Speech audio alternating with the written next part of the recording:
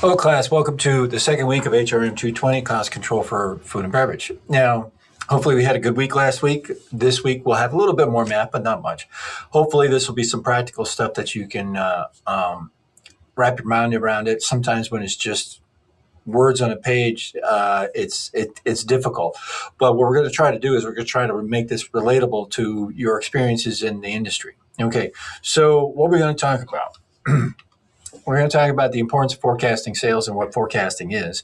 Sales histories, we're going to talk about maintaining sales histories, sales variances. That's a word you're going to hear a lot in this course, the word variance. All right. And then we're predicting future sales. Okay. So forecasting sales, what is it? Forecasting. It's just like going to a fortune teller. It's trying to predict the future, right? So instead of looking into a crystal ball to determine our love life, when we forecast or when we predict the future for sales, we're looking into, instead of a crystal ball, we're looking at numbers, and we're trying to come up with what we feel is going to be the numbers for the next period, right? So it's typically based on sales history. There's a lot of things that we base our forecasting on, but sales history is definitely a starting point. All right. A sales forecast predicts the number of guests that will be served and the revenues that will be generated. So there's many different ways to approach this. So we can predict our revenue by looking at last year's revenue. Okay. And we know that we predict because of different things such as cost of living increases or inflation and different like that. We can predict that we're going to have 5% more increase, 5% increase in sales, right? So we just look at our sales and we add 5% to that, and that boom, that's our forecast. That's one way to do it. But another way to do it is to predict how many people we're going to have. Say that number might not hold true if we have a different situation. Like now we expanded our dining room and we have 10 more tables. Well, even with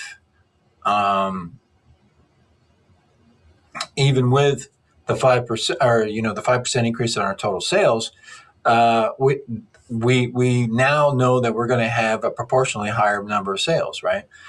Maybe. All right. But there's many different ways to look at it. We're going to talk a lot about that. So let's move on to the next slide. All right. So forecasting future sales addresses important operational questions. Okay. This is going back to the purpose of this week, or the learning objectives, is to understand the purpose of a sales forecast. So how many guests will I serve? That's a question we need to know, right? And what will they order? Now, why does that speak to the purpose of doing this, or the reason why we even bother? Well, if we ask the question, how many guests will you serve, and it's the same as last year, then we know how much food to order, and what they're going to order. It's the same as last year. Then we know what to prepare for, right? But if it's more or less, then we also know what to prepare for. Also, we're looking at the future and we're saying, okay, we're going to have a 15% increase in sales because of many different things. And so that means we're going to have a lot more money, right? Does it necessarily mean more profit? It should, if you keep your relationship between your profit and cost the same. So we're going to have more profit. So what are we going to do with that profit? We're just going to give it to our stakeholder, our shareholders, or are we going to reinvest it into the company? All right. So if we're looking at projects, right, we need to project our sales for the oncoming year. We're going to do a project next year. Well, how much money do we have? Well, we have this amount of money right now set aside for that. Well, what's our projected income for next year? What's our projected profit? X amount of dollars. We add those two together, doesn't add up, right? We can't do the project, or it does add up and we can do the project. So there's many different reasons why we project. The biggest one is to keep our operational tempo, right? If we have no clue what we're getting into, if we live every day as a new day and forget about the past, okay, We don't know what to order. We don't know what to expect. We don't know the labor that we need to bring on. So it's very important that we do all this, right? So let's move forward. Okay, so let's see. So forecasting, let's talk about forecasting perishable food. Now, this kind of goes along with the for your consideration on page 49. And you can look at that yourself, but we're going to do this right here. All right, so forecasting perishable food. It's very important to forecast perishable foods. If we forecasted the amount of people that we're going to have and what they're going to order, then we know the ingredients that we need to order. Then we know by looking at the different plates or the different dishes that they're going to order, we look at the ingredients that we need to order to build those plates. How much of that is stuff that we can, if we overbuy, it's no big deal. How much of that is if we overbuy, it's a really big deal because it's wasted, right? Because it's perishable. So if you go over, we're spoiling, we're wasting, or loss of quality, right? Spoiling and wasting, that's money that just goes away, right? But loss of quality might even hurt more because we're putting the food out, but our customer base or our clients or our guests start to become dissatisfied. And when they become dissatisfied, they stop coming, they stop spending their money. That's money that we don't make, all right? So that's very important. Underage, we're going to have 86ing. We all know what 86ing is. 86ing is a big deal, right? I can tell all of you right now, some of you who have never done this before, but some of you have done a lot. Those of you who work the line or whatever, the first time it's getting close to closing, something comes up that you don't have the prep for, you know it's in the walk-in or whatever, but you just say, screw it, 86 it, right? Because why make the effort of running to the back and flying some prep so you can do it, right? 86ing is bad. All right. 86ing is really bad. Going back to my marketing class, customer expectations are very important. If they go into a restaurant and that's known for a very common dish, all right, but they do it well, so they're known for it. And you go to a burger joint, you expect burgers, right? We 86 burgers. It's 6 o'clock at night on Friday, right? You're 86ing burgers at this time. It's really bad. All right. So 86ing, for those of you who don't know what 86ing means, it means not making available, right? So it's on the menu. You go to order, you're a customer, you go to order it, and the server says, I'm sorry, we ran out of that. We don't have that tonight. Right. That's an 86, right? Lots of problems with that. Not only do we have angry customers, but the process of 86ing something is a communications nightmare. I've never seen it done well. I mean, in theory, it should go smoothly, but it never does. So 86, the line says 86, whatever, burgers. An hour later, there's a shift change or a server that was late, missed lineup or whatever, comes in and has a 10 talk walk in and sells 10 burgers. So then it comes to the back of the house. The back of the house gets pissed always. They get mad and they want to sound superior and they say, where's the manager? This idiot did this, right? Well, it was a mistake, but anyway, it's a mistake that has to be dealt with. So the server goes to the server that made the mistake because she didn't know no better, goes to the table and says, hey, I'm sorry, the kitchen screwed up and they don't have burgers, right? Because she's not going to take the blame. Those front of house people here, I apologize, but this is what we all think of each other, right? And which is a problem anyway. But anyway, so 86ing is bad. Boy, did I really go on a tangent there. All right. So forecasting labor is another thing, right? So when we improperly forecast perishable food, those two things are what we said, spoilage and 86ing. Oh, excuse me, let's get back to the next one. The next one is hugely important for cost control. All right, so I'm going to back that up.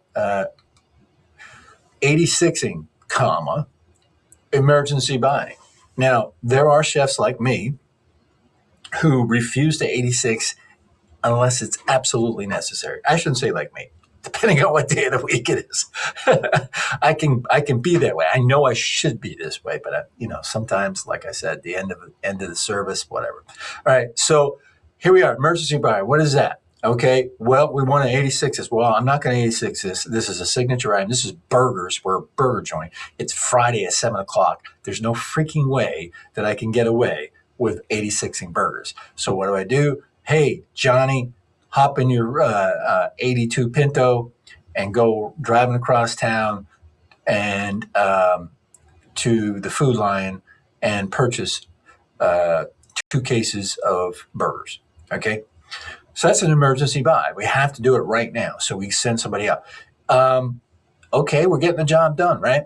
But what we're doing is we're spending a lot more money going through the grocery store because we're buying retail at this point, right?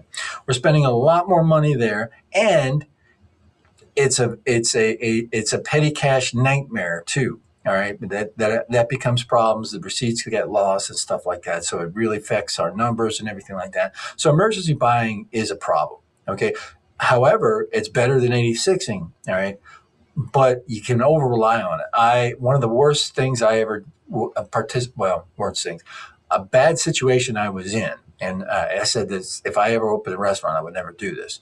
Is we were in a strip mall, 2 doors down from a grocery store. All right. Now that's a good thing, right? If we run out, we can go there. The bad part about it is we over relied on it, way over relied on it. We spent way too much money at the Publix. All right. Or was it Publix? I don't remember. I think it was Lowe's. We spent way too much money at Lowe's, way too much money. All right. Because when we buy from our suppliers, we get a lot better price. All right, and we get all the services along with it, and we get a little bit more. We can have a little bit more confidence in the product, the consistency of the product, and things of that nature. Okay, so emergency buying bad, 86ing bad. Okay, forecasting labor. Okay, we don't have a good forecast. We under forecast our labor, or we'll start with over. We're wasting time, right, and morale, right. Yes, if I have a job and I like making money, I like overtime, right?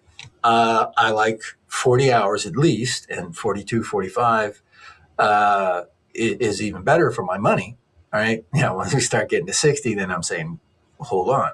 But my morale, not my morale, but my purpose for this is to make money. So I'm making money. I'm working my 38 hours, 39 hours. That's great.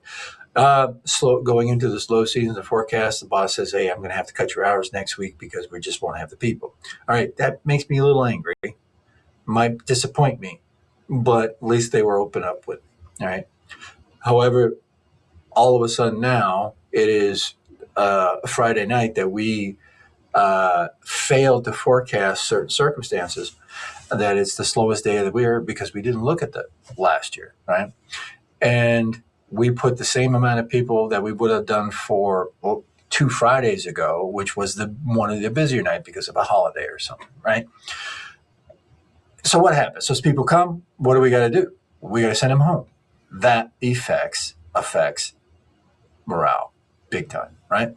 Okay, so if we're under, right? If we're under on our labor, we have upset customers, right? Very upset customers.